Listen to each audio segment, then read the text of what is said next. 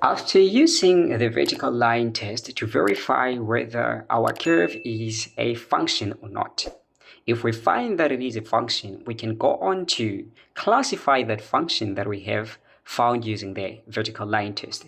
And we may classify it as a one-to-one, or we may classify it as a many-to-one. Okay, let's look at these classifications from a geometric point of view.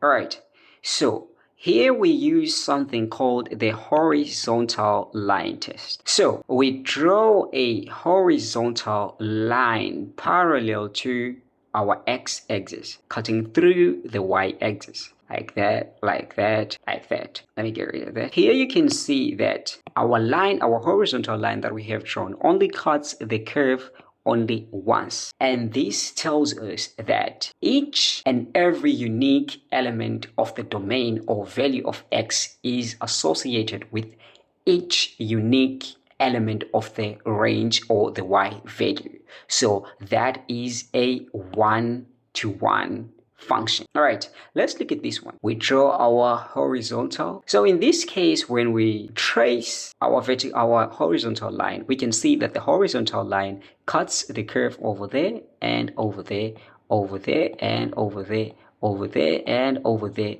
over there and over there. We can see that this is the same value of y, but however, it is defined by two different points. Let's say this was 3 and this was -5. This means that in the to find f of x or the value of y, when we plug in the value of x, which is -5, we will get the same value of y as when we plug in the value of x, which is 3.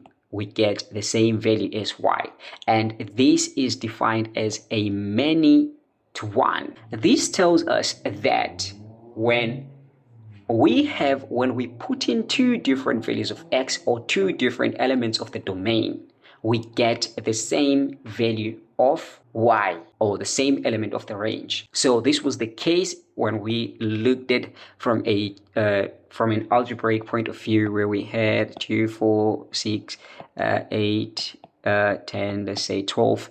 When we have 4 and 6 mapping to the same value of the range. This is the range and this should be our domain.